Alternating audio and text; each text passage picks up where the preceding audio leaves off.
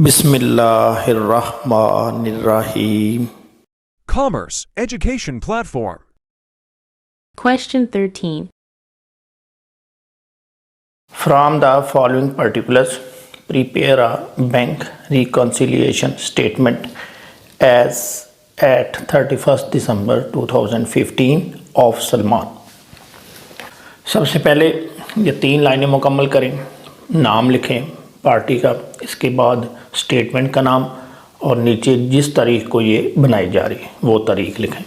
ओवरड्रान as per cash book, cash book का overdrawn balance दिया है। ओवरड्रान, ओवर का मतलब ज़्यादा और ड्रान का मतलब निकलवाना, ज़्यादा निकलवा लेना। इससे क्या मुराद है? इसका मतलब ये है कि आपके अकाउंट में पैसे कम थे, आपका बैलेंस कम था, आपने चेक ज़्यादा अमाउंट का लिख दिया। आम हालात में ऐसा होता है कि बैंक उस चेक को डिसऑनर कर देता है, क्योंकि जितने पैसे आप निकलवाना चाह रहे हैं उतने आपके अकाउंट में है ही नहीं। लेकिन जब आप बैंक से फैसिलिटी ले लेते हैं, ओडी फैसिलिटी, ओवरड्राफ्ट फैसिलिटी, तो बैंक जो है आपका चेक डिसऑनर नहीं करता बल्कि ऑनर कर देता है, पेमेंट कर देता है। अब जितने दिन जो पैसे आपने ज़्यादा लिए हैं बैंक के, सपोज़ आपका चेक था 1000 रुपये का, बैलेंस उसमें था 800 रुपये का। 800 रुपये आपके बैलेंस में मौजूद थे, आपने चेक लिख दिया 1000 रुपये का, तो 200 रुपये बैंक ने आपको एक्स्ट्रा पे कर दिए, यानी जो आपके नहीं थे अपनी तरफ से पे कर दिए। अब जितने दिन आप ये पैसा यूज़ करेंगे, 200 रुपये, एक दिन यूज़ करते हैं, 2 दिन करते हैं, 3 दिन करते हैं, जैसे ही आपके अकाउंट में पैसे आएंगे पहले बैंक अपने 200 रुपये काटेगा और इसके ऊपर जो भी इंटरेस्ट बनता है, एक दिन आपने यूज़ किए 1 दिन का इंटरेस्ट लगेगा, 5 दिन यूज़ किए 5 दिन का लगेगा, और इस पर इंटरेस्ट रेट कंपैरेटिवली ज़्यादा होता है शॉर्ट टर्म फाइनेंसिंग में।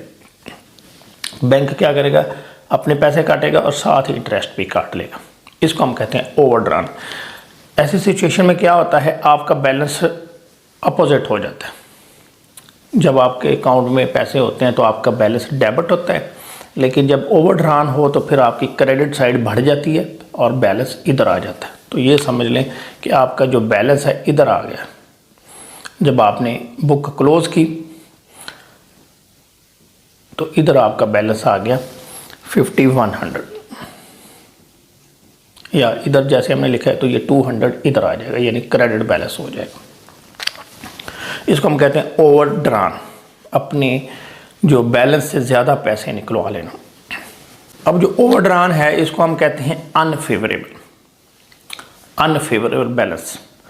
तो अनफेवरेबल क्यों कहते हैं? उसकी वजह ये है कि पैसे होना, आपके पास पैसे हैं ये एक अच्छी इलामत है, और पैसे ना होना, कर्जे में चले जाना, ये अच्छी इलामत नहीं है। इस वजह से हम इसको कहते हैं अनफेवरेबल। और कैश बुक का ये अनफेवरेबल क्रेडिट बैलेंस होता है, ये साइड ज़्यादा हो जाती है, ये कम हो जाती है, बैलेंस इधर लिखा जाता है। पिछले जो आपने सवाल किए हैं उसमें ये साइड ज़्यादा थी, ये कम थी और बैलेंस इधर आ गया। तो आप स्टार्ट करें, इधर लिखें balance as per cash book,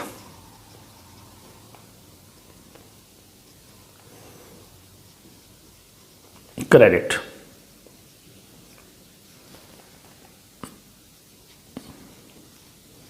अब अगर आपके पास ये बैलेंस इधर आ रहा है पासबुक की, उसके फिर क्या होगा, ये इस तरफ आ जाएगा, क्योंकि इसका डेबिट बैलेंस इधर आएगा। अब चेंज कोई नहीं है, वही कंसेप्ट है जो आप पहले पढ़ चुके हैं, थोड़ी सी चेंज आएगी। यहाँ पे फ़र्क पड़ा, पहले यहाँ आपने लिखा होता था डेबिट बैलेंस, कैश बुक का फेवरेबल डेबिट बैलेंस, अब अनफेवरेबल हो गया तो आपने यहाँ पे क्रेडिट लिख दिया। इंटरेस्ट ऑन बैंक ओवरड्राफ्ट, ये देखें कि आपने बैंक से पैसे ज़्यादा निकलवा लिए, ओवरड्राफ्ट हो गया, कर्जा हो गया, उसके ऊपर बैंक ने इंटरेस्ट काटा और आपके खाते को डेबिट कर दिया। तो 115 बैंक ने डेबिट किया, बैंक ने डेबिट कर दिया। अब ये क्रेडिट होना चाहिए था, लेकिन आपके पास ये क्रेडिट नहीं हुआ, क्योंकि ये बैंक ने किया है महीने के एंड में। और स्टेटमेंट जब आपने मंगवाई उस वक्त आपने अपनी बुक क्लोज कर ली थी, तो इधर डेबिट हो गया, इधर क्रेडिट नहीं हुआ। आपने पढ़ा है कि जो काम दूसरी पार्टी ने किया है आप कर लेंगे, बैंक ने डेबिट किया हम क्रेडिट कर लेंगे, यानी इधर लिख लेंगे। तो क्या होगा, हमारा बैलेंस भी क्रेडिट है, तो जब ये क्रेडिट करेंगे तो ये उसमें ऐड हो जाएगा 115 और इधर लिख दिए plus interest on overdraft debited by bank.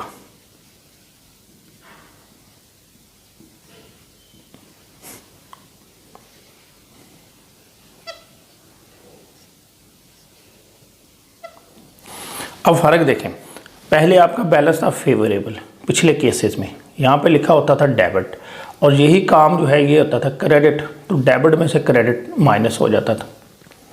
अब फ़र्क ये हुआ कि अब ऊपर भी क्रेडिट बैलेंस है, नीचे भी ये चीज़ क्रेडिट हो रही है, तो दोनों ऐड हो गए, यानी फेवरेबल बैलेंस की सूरत में ये चीज़ माइनस हो जाती है, क्योंकि आपके पास पैसे होते हैं आपके अकाउंट में, उतने उसमें से ये माइनस हो जाते हैं।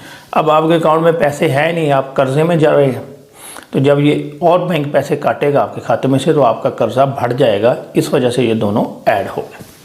Checks issued but not cashed from bank, आपने चेक इशू किए लेकिन वो बैंक से कैश नहीं हुए, यानी बैंक में अभी तक नहीं गए। आपने क्या किया, जब चेक इशू किए थे आपने एंट्री पास की, पार्टी नेम डेबिट और बैंक क्रेडिट, आपने इधर लिख लिए थे, ये है 900, आपने बैंक को क्रेडिट कर लिया। अब इधर ये जो है डेबिट नहीं हुए, यानी इधर नहीं आए, ये आपके पास जो क्रेडिट हैं वो इधर डेबिट होने थे लेकिन इधर डेबिट नहीं हुए। जैसे पिछले क्वेश्चंस ने आपने किया कि जो काम आप कर चुके हैं दूसरी पार्टी के पास नहीं हुआ उसको रिवर्स करें। अब आपने इस क्या किया है, इसको क्रेडिट किया हुआ है तो इसको डेबिट कर लें, आप समझ लें यही एंट्री रिवर्स होगी, बैंक डेबिट कर लिया है, ये क्रेडिट हो गया है 900 से। जब रिवर्स किया तो ये चीज़ डेबिट हुई। आपने क्या करना है, ये आपका जो बैलेंस चल रहा है ये क्रेडिट है, जब इसको डेबिट करेंगे तो लिखें अनप्रेजेंटेड चेक्स, ये चेक्स बैंक में अभी पहुंचे नहीं, तो आप अपने काम को रिवर्स कर लें। पहले आपने इसको क्रेडिट किया था, अब आप इसको डेबिट कर रहे हैं, तो ये क्रेडिट है ये डेबिट है तो माइनस हो जाएगा 900।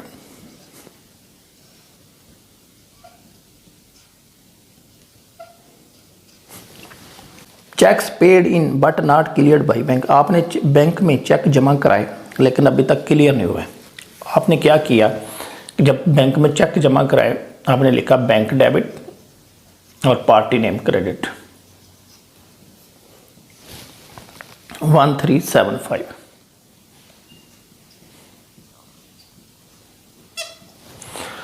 आपने फ़ौरन इधर लिख लिया 13 डेबिट साइड पर।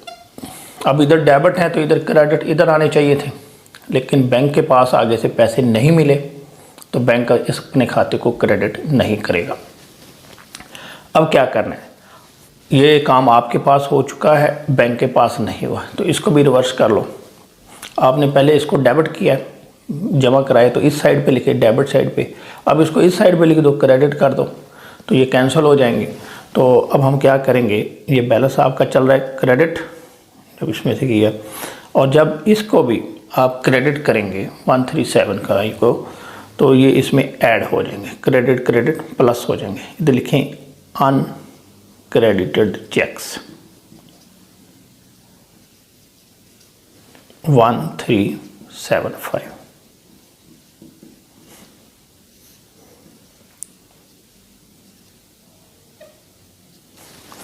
ये आपके आ गया 5690 और ये भी आपका क्रेडिट बैलेंस। यानी आपने कंफ्यूज नहीं होना, आपने फोकस करना है इस पे, यहाँ पे। अगर यहाँ से आपने सही स्टार्ट लिया तो बाकी चीज़ें तो वही हैं। मतलब कि अगर आपका बैलेंस फेवरेबल था तो तब भी आप ये जो चेक जमा कराते थे इधर लिखते थे, और इधर नहीं गए तो फिर इसको रिवर्स कर लेते थे। जो चेक इशू किए थे वो इधर लिखते थे, और जब नहीं वो पेश हुए तो इधर लिख दिया, डेबिट कर दिया। जो काम इधर हुआ था, अगर डेबिट हुआ है तो इधर क्रेडिट कर लेते थे, अगर क्रेडिट है तो डेबिट कर लेते थे। तो सेम चीज़ है, फ़र्क सिर्फ यहाँ पड़ा है। अगर यहाँ पे आप डेबिट कर देंगे तो ये चीज़ इसमें से माइनस हो जाएगी, ये जमा हो जाएगी, यानी अपोजिट होता है, बैलेंस पे डिपेंड कर रहा है। बैलेंस अगर डेबिट है तो डेबिट उसमें जमा हो जाएगा और क्रेडिट माइनस हो जाएगा, और अगर क्रेडिट है तो उसमें फिर क्रेडिट प्लस होंगे और डेबिट माइनस हो जाएंगे। लास्ट है bills receivable discounted with the bank in November but dishonoured 31 दिसंबर। एक बिल था, आपने पढ़ चुके हैं बिल ऑफ एक्सचेंज वाला चैप्टर। आप बिल को डिस्काउंट करवा लेते हैं, आपने एंट्री पास की bank debit, bill receivable credit 315 ये उस वक्त एंट्री पास की थी आपने जब बिल जो है वो डिस्काउंट कराया था, और वो जो आपका बैलेंस है उसमें ऐड हो गया था, अगर ओडी था तो माइनस हो गया था। अब आपको पता चला कि ये पैसे नहीं दे रहा, बैंक जब गया उस पार्टी के पास उसने पैसे नहीं दिए, तो अब आप क्या करेंगे, एंट्री पास करेंगे, पार्टी का नाम डेबिट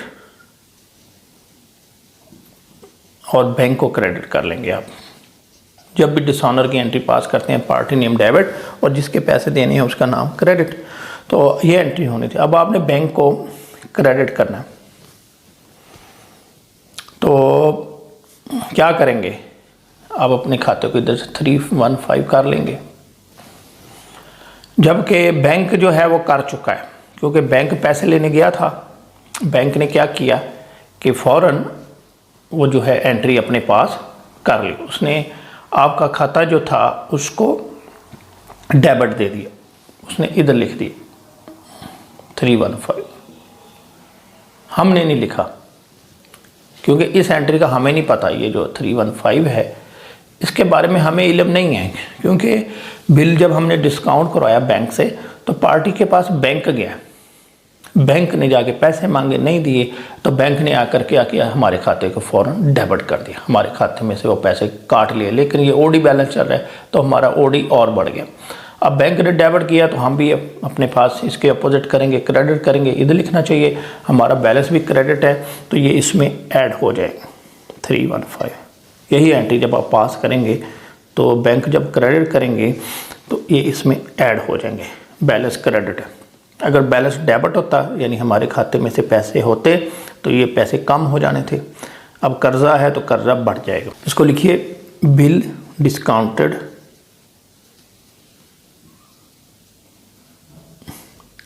एंड डिसऑनर्ड।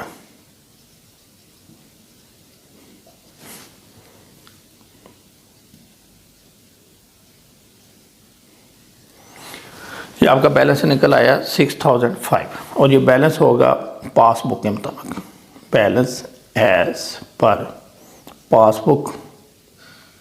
हमारे पास अनफेवरेबल चल रहा है, क्रेडिट बैलेंस चल रहा है, तो बैंक के पास ये डेबिट बैलेंस होगा।